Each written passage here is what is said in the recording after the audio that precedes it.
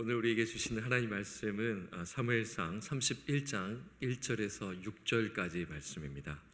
구약 성경 사무엘상 31장 1절에서 6절까지 말씀입니다. 다 찾으셨으면 하나님 말씀 우리 교독하겠습니다. 블레셋 사람들이 이스라엘을 침해 이스라엘 사람들이 블레셋 사람들 앞에서 도망하여 길보아 산에서 엎드려져 죽으니라. 블레셋 사람들이 사울과 그의 아들들을 추격하여 사울의 아들 요나단과 아미나답과 말기수아를 죽이니라. 사울이 패전함에 활 쏘는 자가 따라잡으니 사울이 그 활 쏘는 자에게 중상을 입은지라. 그가 무기를 든 자에게 이르되 내 칼을 빼어 그것으로 나를 찌르라. 할례 받지 않은 자들이 와서 나를 찌르고 모욕할까 두려워하노라. 하나 무기를 든 자가 심히 두려워하여 감히 행하지 아니하는지라. 이에 사울이 자기의 칼을 뽑아서 그 위에 엎드려지매 무기를 든 자가 사울의 죽음을 보고 자기도 그 자기 칼 위에 엎드려져 그와 함께 죽으니라. 사울과 그의 세 아들과 무기를 든 자와 그의 모든 사람이 다 그날에 함께 죽었더라. 아멘. 오늘 본문은 사무엘상 그 28장과 이어집니다. 여러분 사무엘상 28장 혹시 내용을 좀 기억하시는지 모르겠습니다. 이 사울이 그 신접한 여인을 찾아가는 내용입니다. 하나님께서 정말 싫어하고 미워하는 그런 행위이잖아요. 사울은 이 블레셋 군대의 수를 보고 너무나 두려워서 신접한 여인에게 찾아가기로 하죠. 찾아간 목적은 무엇입니까? 자신의 미래를 알아내기 위함입니다. 그런데 그는 악한 영으로부터 이제 사무엘이 말하지만 제가 말씀드렸죠. 이게 사무엘이 아니라고요. 사무엘의 영이 아니라고 말씀을 드렸어요. 사람 죽으면 하나님 품에 안기기 때문에 그거는 사무엘의 영이 아니라 악한 영으로 제가 말씀을 드렸습니다. 이 사울은 이 악한 영으로부터 충격적인 소식을 듣게 되죠. 이스라엘이 전쟁에서 패하고 자신과 자신의 아들들이 죽게 된다는 것입니다.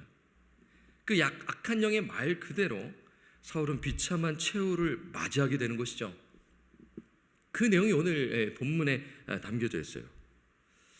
그렇다면 성경 기자는 오늘 본문을 통해 우리에게 어떤 영적 메시지를 주려 하는 것인가요? 여러분 어떤 생각하세요? 이 31장을 여러분도 많이 읽으셨을 것입니다. 여러 가지로 우리가 생각할 수 있겠죠. 나의 그 마지막 죽음은 어때야 될까? 이 사울의 죽음은 참 비참했는데 여러 가지로 이 사울의 인생을 또 뒤돌아보게 되고 평가를 또 받게 되고 나의 인생은 어떻게 평가를 받게 될 것인가? 이렇게 또한 묵상할 수가 있죠.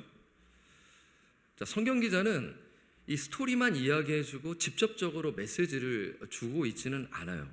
대신 성경 기자는 어떻게 하냐면 이 다윗의 삶과 사울의 삶을 대조하며 말씀을 우리에게 주고 있는 것입니다. 사무엘상 28장과 31장이 사울의 이야기가 기록되어 있습니다. 그러니까 28장, 29장, 30장, 31장이 있잖아요. 그러니까 28장과 31장은 사울의 이야기입니다. 그리고 그 29장과 30장은 다윗의 이야기인 것이죠. 이게 이제 보게 되면 대조적 삽입 구조인 것이죠. 그러니까 쉽게 말씀드리면 샌드위치입니다. 샌드위치. 양쪽에 이제 사울 이야기가 있고 이 중간에 뭐가 있어요? 다윗 이야기가 있는 구조인 것이죠. 그러니까 교차 배치하면서 지금 성경 기자가 의도적으로 이렇게 배치를 해서 메시지를 주고 있는 것입니다. 그런데 이 사울과 다윗에게 이렇게 이제 대조된 모습이 있지만 공통점이 있는 것이죠. 어떤 공통점이 있나요? 이 둘 다, 이 사울과 다윗이 이 둘 다 절체절명의 위기에 처한 것입니다. 사울은 블레셋과의 전쟁을 앞두고 있었어요. 이 전쟁이 만만치 않음을 직감한 것이죠. 그래서 너무나 두려워했단 말이에요. 다윗은 어떻습니까? 다윗은 자신의 사람들이 아말렉 족속으로부터 공격을 받아 가족들이 포로로 끌려갔습니다. 자, 두 사람 모두 위기를 맞이한 것이죠. 그러니까 여러분 보십시오. 28장에서부터 31장은 동시간대에 이루어진 일이라고 보면 되는 것이죠.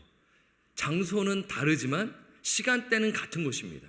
그래서 성경 기자는 이 동시간대에 있었던 것을 샌드위치 구조로 딱 해가지고 대조하면서 이 절체절명의 위기 속에 이 두 사람이 어떻게 대응하고 있는지를, 하나님 앞에서 어떤 삶을 살고 있는지를 이렇게 문학적으로 표현하고 있는 것이죠. 이제 이걸 우리가 묵상하면서 이것을 이제 발견하는 것이죠. 오늘 우리에게도 말이에요. 우리는 너무나 잘 압니다. 두 사람이 위기에 대응하는 자세가 완전히 다름을 잘 알고 있어요. 사울은 신접한 여인을 찾아가는 것이죠. 거기서 그는 절망적인 소식을 듣고 두려움에 빠지게 되는 것입니다. 반면 다윗은 어떻습니까? 그 위기 속에 하나님께 묻습니다. 그러자 하나님께서 말씀해 주시고 기도 응답을 받고 용기를 얻지요. 그리고 하나님의 인도하심을 받아 아말렉 족속을 물리치는 것이죠. 자, 그 내용을 한번 보도록 하겠습니다. 사무엘상 30장 17절에서 18절인데요. 이 말씀을 슬라이드로 있습니다. 슬라이드 앞으로 보시면 나와 있는데, 다윗이 새벽부터 이튿날 저물 때까지 그들을 치매 낙타를 타고 도망한 소년 400명 외에는 피한 사람이 없었더라. 우리 함께 읽죠. 18절 시작. 다윗이 아말렉 사람들이 빼앗아 갔던 모든 것을 도로 찾고 그의 두 아내를 구원하였고. 지금 다윗은 지금 이 절체절명의 위기 속에 하나님의 도우심을 받아 이제 아말렉 족속을 찾아내게 되지 않겠습니까? 그래서 아말렉 족속과 싸움을 벌여 지금 승리를 거두게 되는 것을 보게 됩니다. 여기서 우리는 여러 가지로 우리가 대조된 그 모습 속에 교훈을 얻을 수가 있는데, 저는 이런 생각을 해봤습니다. 저자가 어떤 목적을 가지고 있었는지요. 그러니까 우리가 이제 성경을 볼 때 우리가 이제 매일 QTA를 하고 있습니다. 마태복음도 하고 있어요. 참 생명의 삶이 이 자세하게 말씀을 이렇게 우리에게 어떤 의미인지를 잘 말씀해주고 있다고 저는 생각합니다. 그래서 이 청년들에게 이것을 제가 매주 설교를 하고 나눔식 속을 해서 또 똑같이 하려고 그러고 하는데, 지금 성경 지저는 무슨 이야기를 하고 있느냐면요, 그것은 아말렉 족속에 대한 것입니다. 다윗이 누구와 싸우고 있는 거예요? 아말렉 족속과 싸우는 것입니다. 반면 사울은 어떻습니까? 사울은 어땠어요? 그 통치 기간에 아말렉 족속을 어떻게 했습니까? 멸하지 않았습니다. 대조된 모습을 의도적으로 보여주고 있는 것이죠. 성경 기자는 대조된 이 다윗과 사울의 모습을 통해 사울이 어떤 사람인지를 말씀하고 있는 것이에요. 그것은 무엇이냐면요, 쉽게 말씀드리면 사명을 다하지 못한 사울을 지금 이야기해주고 있는 것입니다. 사울의 사명은 무엇입니까? 아말렉 족속을 멸하는 것입니다. 사무엘상 15장 3절을 보면 하나님께서는 사울에게 아말렉 족속을 진멸하라고 말씀하시죠. 사무엘상 15장 3절 말씀을 한번 보겠습니다. 하나님께서 사무엘을 통해 사울에게 주신 말씀이죠. 3절. 지금 가서 아말렉을 쳐서 그들의 모든 소유를 남기지 말고 진멸하되 남녀와 소와 젖먹는 아이와 우양과 낙타와 나귀를 죽이라 하셨나이다 하니. 하나님께서 사무엘을 통해 사울에게 말씀하시는 거예요. 너는 지금 가서 아말렉을 진멸하라. 남녀 소와 젖먹는 아이 우양 낙타 나귀를 죽이라. 근데 사울은 어떻게 합니까? 어떻게 하죠? 좋은 것을 살려줍니다. 반쪽짜리 순종을 해요. 순종하는 것처럼 보이지만 하나님께서 말씀하신 대로 하지 않았죠. 아말렉 왕도 살려줍니다. 아말렉 왕을 살려준 이유는 무엇일까요? 여러 가지로 생각할 수가 있는데, 그가 숨긴 보물들을 발견해서 또 재물을 얻을 수 있기 때문인 것이죠. 탐욕인 거예요. 그리고 사울은 우리가 그 인생을 보게 되면 이 사무엘상에 이 사울이 9장에서부터 나와서 상당한 양이지 않습니까? 그 인생을 보게 되면 인정의 욕구가 강한 사람이었어요. 사람을 너무나 의식하는 사람이었어요. 그러니까 사람들에게 이 아각 왕을 보여주면서, 야, 내가 이렇게 승리를 거두었어, 나는 대단한 사람이야, 이러면서 인정을 받으려는 이 사람을 의식하고 살아갔던 그 인생이었음을 우리는 잘 압니다. 사울은요, 하나님이 주신 사명에 관심이 없어요. 사울은 명성과 인기에 관심이 있었던 사람이에요. 그러니까 사무엘이 사울을 책망하는 것이죠. 사무엘상 15장 19절에 이렇게 말씀합니다. 이 말씀이 중요한데요. 함께 읽어보겠습니다. 시작. 어찌하여 왕이 여호와의 목소리를 청종하지 아니하고 탈취하기만 급하여 여호와께서 악하게 여기시는 일을 행하였나이까. 여러분, 19절 말씀은 우리가 이제 순종이 제사보다 낫다, 하나님 말씀에 청종하는 것이 중요하다라는 그런 핵심 메시지를 잘 알고 있는데, 이것을 다르게 표현하면 사울이 하나님의 사명을 다하지 못하고 있음을 말씀하는 것이죠. 내가 너를 왕으로 세운 목적은 사명을 감당하라는 것이에요. 여러분, 28장에도 아까도 제가 이제 28장, 29장, 30장, 31장 말씀을 드렸잖아요. 28장에도 보게 되면 사울이 사명을 다하지 못함을 우리가 보게 되는데, 누구로부터 이 사울이 책망을 받나요? 아까 15장에서는 사무엘을 통해서 듣게 되는데, 28장에서는 신접한 여인이 불러온 악한 영으로부터 동일한 책망을 받아요. 사무엘상 28장 19절 말씀을 한번 보겠습니다. 28장 19절 읽어보겠습니다. 28장 19절 잠깐만요. 시작. 여호와께서 이스라엘을 너와 함께 블레셋 산에서 넘기시리니 내일 너와 내 아들이나 나와 함께 있으리라. 여호와께서 또 이스라엘 군대 블레셋 사람들을 넘기시리라 하는지라. 28장 19절을 한번 찾아봤으면 좋겠습니다. 제가 잘못했는지 모르겠는데요. 28장 19절 한번 찾아보겠습니다.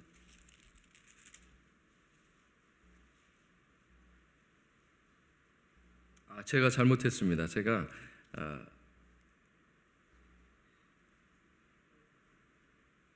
잘못 기입했는데, 어떤 말씀을 하냐면, 내가 여호와의 목소리를 순종하지 아니하고 그의 진노를 아말렉에게 쏟지 아니하였으므로라는 그 말씀이 있습니다. 그게 몇 절인가요? 혹시 제가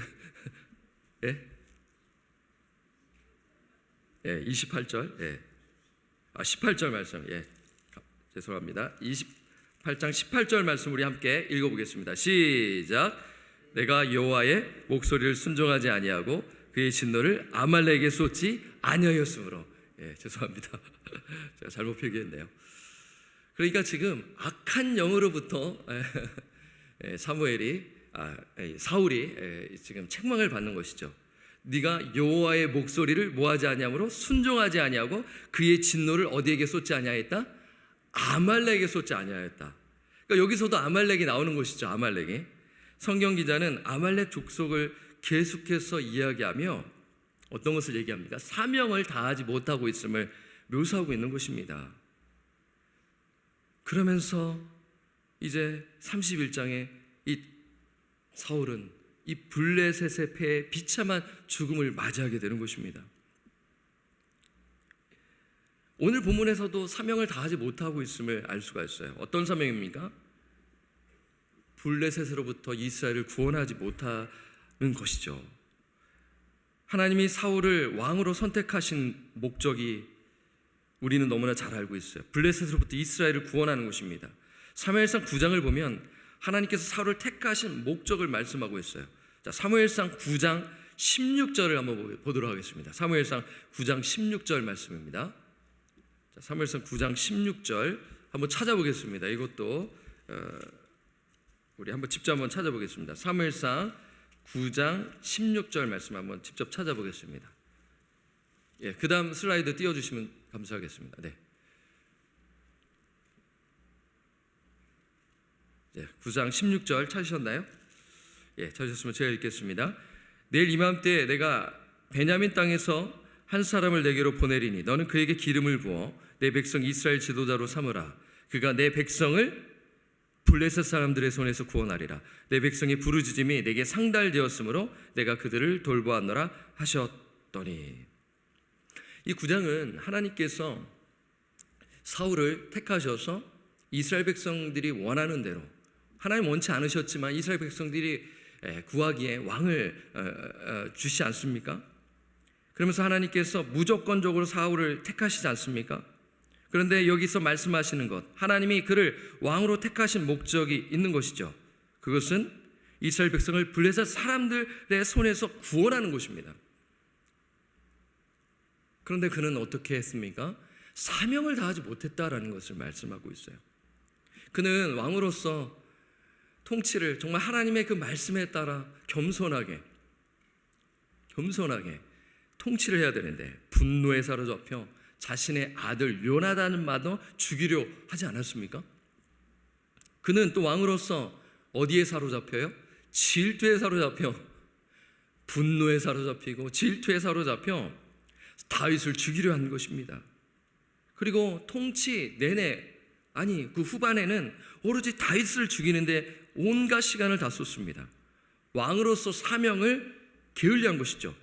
결국 그도 죽고 자신의 세 아들도 죽고 전쟁에 참여한 이스라엘 아들들도 전쟁터에서 죽게 되는 것입니다. 한 사람의 범죄로, 즉 사명을 다하지 않아 공동체 전체가 고통을 당하는 것입니다. 이것이 오늘 우리에게 사울이 주는 그런 엄중한 경고인 것이죠. 우리 사랑하는 성도 여러분, 하나님께서는 저와 여러분이 사명을 다하기를 원하십니다. 하나님께서 저와 여러분을 택하셨어요. 무조건적으로 택하셨습니다. 그리고 구원하셨어요. 예수 그리스도 그 믿는 믿음을 주시고 우리에게 생명을 주셔서 우리가 하나님의 자녀가 되었단 말이에요. 그렇게 하신 목적이 있죠. 베드로전서 2장 9절에 보면 나와 있습니다. 베드로전서 2장 9절을 우리 함께 읽어보겠습니다. 시작. 그러나 너희는 택하신 족속이요 왕같은 제사장들이요 거룩한 나라요 그의 소유가 된 백성이니 이는 너희를 어두운 데서 불러내어 그의 기이한 빛에 들어가게 하신 이의 아름다운 덕을 선포하게 하려 하심이라. 베드로는 지금 어떤 말씀을 하고 있어요? 신자의 정체성을 이야기하고 있는 것이죠. 어떻게 이야기합니까? 우리는 택하신 족속이다. 우리는 하나님이 택하신 왕같은 제사장들이다. 우리는 하나님께서 택하신 거룩한 나라이다. 우리는 하나님께서 택하신 하나님의 소유가 된 백성이다 라면서 그 정체성을 이야기하고 있는 것이죠. 그렇게 하신 목적이 무엇입니까? 아름다운 덕을 선포하게 합니다. 다른 데 있는 것이 아닙니다. 이걸 달리 말하면 뭐예요? 사명을 감당하라는 것입니다. 여러분, 사명을 감당하라면은 또 이런 생각을 또 가질 수가 있어요. 너무 부담스러우니까. 근데 이 사명은 무거운 것이 아니라 감사와 기쁨과 주님 사랑하는 마음에서 감당하는 것이죠. 왜 그렇습니까? 내가 주님을 만났기 때문에, 내가 주님을 만나 새 사람 되었기 때문에, 그래서 그 작은 순종에부터 실천하여 주님이 나에게 주신 말씀을 통하여 나를 새롭게 하시고 변화된 그것을 나누는 것입니다. 삶을 통하여 그것을 나누는 것이에요. 이게 사명이거든요. 제가 이 청년부를 섬기면서 이 보람된 일들이 많이 있는데요. 그 중에 하나가 뭐냐면, 사실 이렇게 바깥에 나가서 이 복음을 전하는 것이 이 이민 생활 가운데 쉽지가 않잖아요.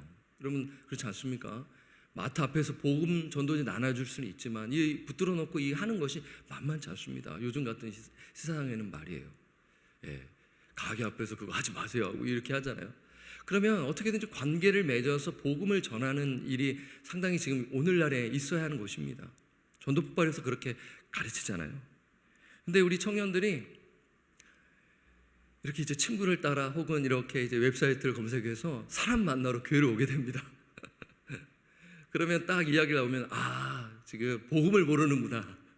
그러니까 그게 느껴지고 그걸 또 얘기해요. 저는 잘 모릅니다. 그냥 친구 만나러 왔습니다. 이렇게 솔직하게 얘기를 해요. 그러면 잘 됐다. 그리고 새가족관도 들어옵니다.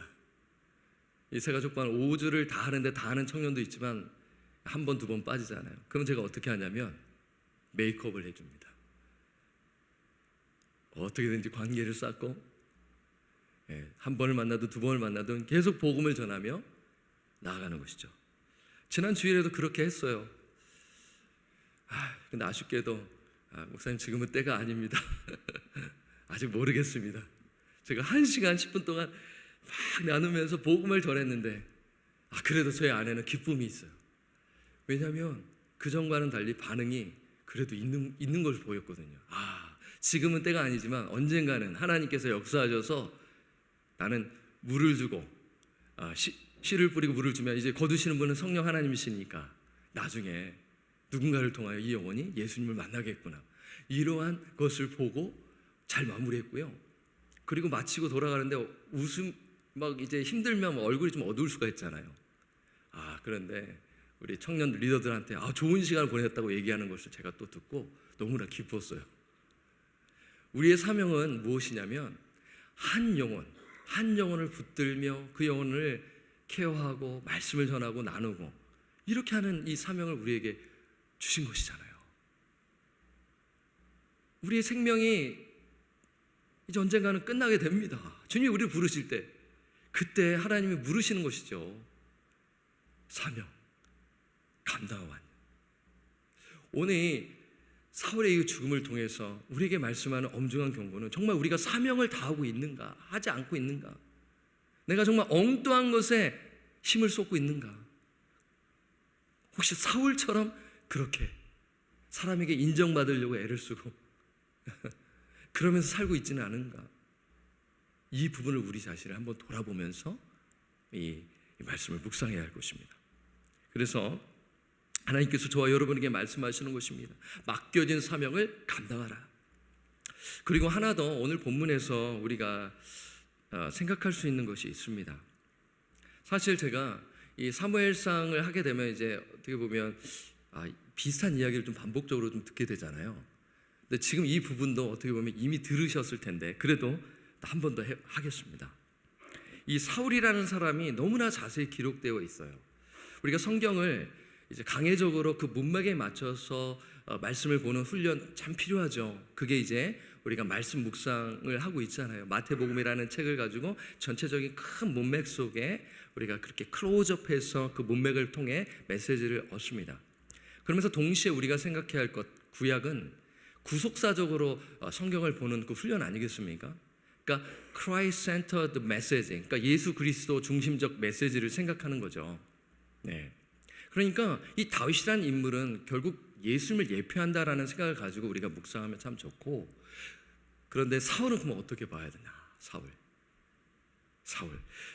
사울은 어떻게 보면 좋냐면요, 옛사람이라는 상징으로 우리가 보면 좋겠다는 생각을 갖습니다. 그러니까 다시 말해서 우리 신자에게는 사울이라는 옛사람이 있다는 것을 기억해야 하는 것이죠. 제가 이거 신학교를 다녔을 때 이제 그 신학생들을 불러 모아 이렇게 세미나를 하신 목사님이 계셨어요. 지금 이제 한국에서 목회를 하시는데 김일승 목사님이십니다. 김일승 목사님이 쓰신 사무엘상 성경 해설 시리즈가 있는데 사무엘상 상하를 이렇게 하셨어요. 그러니까 평신도들도 쉽게 볼 수 있게끔 한 책이 있는데 제가 또 그 책을 또 구매를 했어요. 그분이 언급하신 것을 인용해 드립니다. 그러니까 사울에 대해서 이렇게 이야기하는 것입니다. 한번 자막을 띄워주시면요, 사울은 불신자를 대표하는 왕이 아니라 신자들 내면에 스스로 왕이 되고자 하는 옛 자아의 모습을 대표한 것이다 라고 이렇게 상징적으로 좀 해석을 한 것입니다. 제가 이걸 보고 맞다. 어떻게 보면 이 사울, 이 사람 진짜 나쁜 사람이야. 이렇게 살면 안 되지. 이 하나님 믿지 않은 거 아니야? 그러면서 이제 불신자 아니야? 이렇게 생각할 수 있잖아요. 네, 뭐 그렇게 생각할 수 있습니다. 그런데 이 목사님은 이렇게 얘기하는 것이죠. 사울은 불신자를 대표하는 왕이 아니라 신자들 내면에 스스로 왕이 되고자 하는 옛자의 모습을 대표하는 것이다 라고 이야기를 나누는 것이에요. 사랑하는 성도 여러분, 옛사람은 뭡니까? 옛사람을 버리고 새사람을 입으라. 제가 그 전에 이 사울의 이야기하면서 말씀을 다윗 이야기하면서도 말씀을 드렸어요. 왜 그러냐면 다윗에게도 옛사람이 있었기 때문에요. 여러분, 옛사람은 무엇이냐면 하나님 없이 사는 인생을 이야기하는 것입니다. 다시 말하면 내가 주인 되어 살아가는 것이죠. 여러분 그거 아시죠? 내가 주인 되어 살아가면 어떻게 보면 그때는 나름대로 행복하고 성취감도 있고 이루게 되면 되게 좀 만족감도 있잖아요. 또 인정도 받게 되고요. 그런데 하나님 없이 내가 주인 되어 살 때 인생의 위기를 맞을 때 상당한 두려움 속에 빠지게 됩니다. 물론 우리가 하나님을 신뢰하며 나가는데도 두려움에 빠질 때가 있지만, 근데 평상시에 하나님 없이 사는 그 인생으로서 말로는 믿지만 하나님이 주인 되어 있지 않고 내가 주인 되어 사는 인생은 두려움에 빠질 수 있다는 것을 알 수가 있어요. 두려움은 언제 생기냐면 하나님이 아닌 자신을 의존할 때 생기는 것입니다. 이러한 모습이 사울이 죽기 직전에 나타나는 것이죠. 그래서 오늘 본문 말씀을 드디어 보게 됩니다. 사무엘상 31장 3절에서 4절을 보게 되면 사울이 죽기 직전 어떠한 모습이었는지를 성경 기자는 자세히 말씀하고 있어요. 31장 3절을 보겠습니다. 사울이 패전하며 활 쏘는 자가 따라잡으니 사울이 그 활 쏘는 자에게 중상을 입은지라.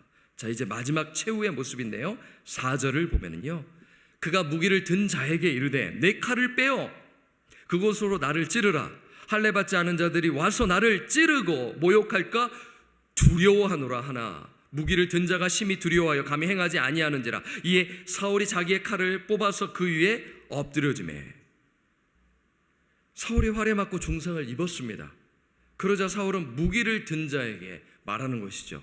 네 칼을 빼어 그것을 나를 찌르라.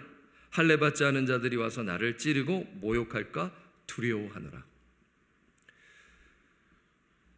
그가 마지막으로 남긴 유언입니다. 그가 마지막으로 남긴 유언이 이것입니다.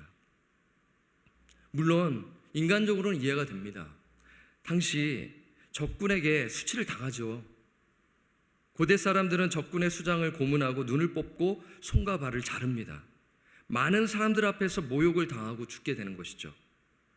사울은 이방인에게 모욕을 당하는 것이 너무나 두려운 것이죠. 끝까지 그의 인생은 평상시에도 사람을 두려워했습니다. 사람을 의식했습니다. 하나님께서 아말렉 족속을 멸하라고 했는데 그의 불순종하자 사무엘로부터 책망을 받았을 때도 사람을 의식하여 사람들 앞에서 나를 좀 높이사 하나님을 경배하게 하소서라며 끝까지 회개하지 아니하고 그 모습을 보였는데, 지금 오늘 이 본문에서도 사람이 너무 두려운 거예요. 하나님이 두려운 것이 아니라, 하나님 앞에서 서는 것이, 하나님을 경외하는 것이 아니라 사람을 두려워하는 모습을 이야기하고 있는 것이죠. 그래서 그는 자신의 생명을 하나님께 맡기지 않고 스스로 주관하여 스스로 목숨을 끊어버리는 것이죠. 끝까지 하나님을 두려워하지 않고 주도권을 하나님께 드리지 못하는 모습을 보여주고 있습니다. 자신의 힘으로 살아가는 모습을 보여주고 있는 것이죠. 그런데 오늘 이 말씀을 묵상하면 우리의 삶 가운데서 이러한 옛사람의 모습이 있다는 것이에요. 그것은 다름 아닌 내가 주인 되어 살아가는 것입니다. 자기 중심적인 삶을 살려 하는 것이죠.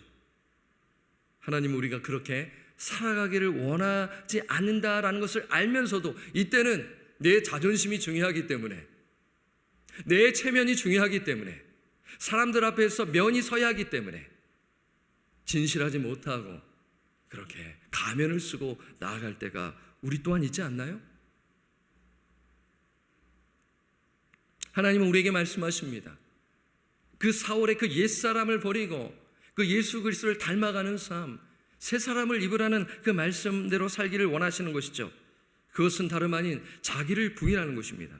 그래서 지난 월요일에 우리가 묵상한 말씀, 마태복음 16장 24절의 말씀을 우리 함께 읽어보겠습니다.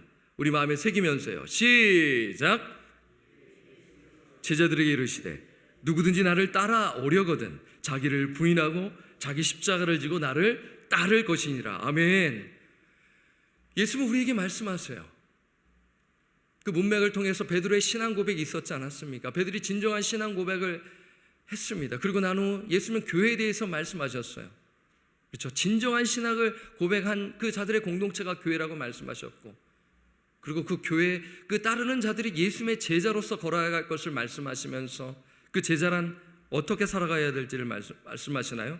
나를 따라오려거든. 따라간다라는 것은 제자로의 부르심이고, 그 제자로서 너희가 살아가려거든 어떻게 하라고 하죠?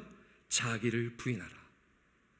여러분, 자기를 부인한다라는 것은 자기 중심적 삶을 내려놓으라는 것입니다. 예수 그리스도가 다스리는 삶을 살아내라는 것이죠. 내가 내 인생을 주관하는 삶이 아니라 하나님이 나를 통치하고 하나님이 나를 다스리는 삶을 살아내라는 것이죠. 주도권을 하나님께 맡기라. 인생의 그 운전대를 하나님께 맡기라는 것이 자기를 부인하는 것입니다. 신학적으로 하나님의 주권을 인정하는 삶을 살아가는 것이죠. 그리고 자기 십자가를 지라는 것은 예수의 복음과 예수와 복음을 위해 고난을 받으라는 것이고, 그리고 나를 따르라, follow me, follow Jesus. 예수님을 늘 평상시에 항상 현저이기 때문에 지속적으로 그 주신 말씀에 순종하라. 날마다 그 말씀을 붙들고 그 말씀에 순종하라, 실천하라. 이것이 나를 따르라는 말씀인 것이죠. 그런데 사울은 어떤 삶을 살았습니까? 자기를 의존했습니다. 하나님의 주대심을 인정하지 않았습니다. 그래서 역대기 기자는 그의 인생을 이렇게 평가하는 것이죠.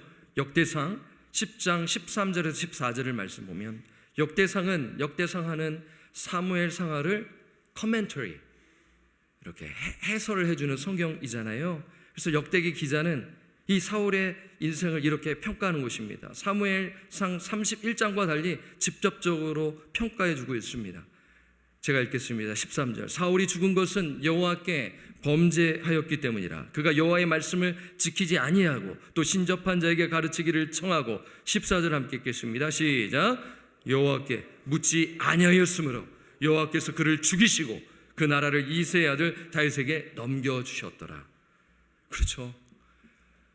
오늘 본문에서는 사울이 자기가 이제 스스로 자살해서 끊는 것으로 이렇게 묘사하지만, 오늘 역대기 기자는 어떻게 얘기해요? 사울이 죽은 것은 여호와께 범죄하였기 때문이라. 그것은 여호와의 말씀을 지키지 않은 것이고 사명을 감당하지 않았음을 이야기하고 있는 것 아니겠어요? 그리고 신접한 자에게 가르치기를 청했고 하나님께 묻지 않았습니다. 그러자 하나님께서 사울을 심판하신 것이죠.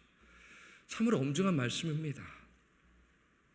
그럼에도 우리는 이 말씀을 우리가 교훈 삼아 살아가야 하는 것이죠. 어떤 메시지가 있습니까? 예수님의 제자로서 사명을 다하는 것입니다. 하나님 우리를 구원해 주셨어요.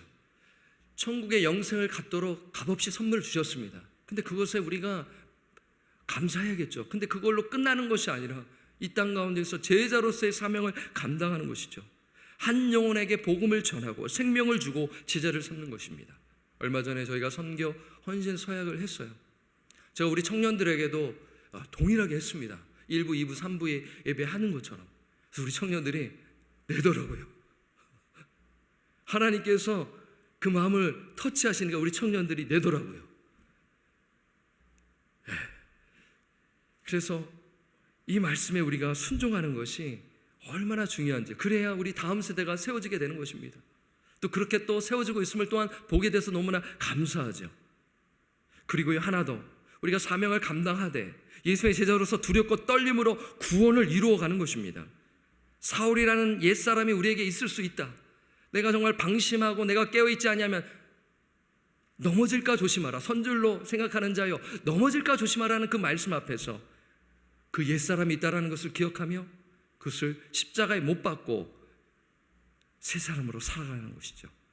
그래서 날마다 자기를 부인하고 자기 십자가를 지고 예수님을 따르는 예수님의 제자로 살아가시는 저와 우리 성도님들 되시기를 주님의 이름으로 부탁드리고 예수 그리스도의 이름으로 간절히 축원합니다.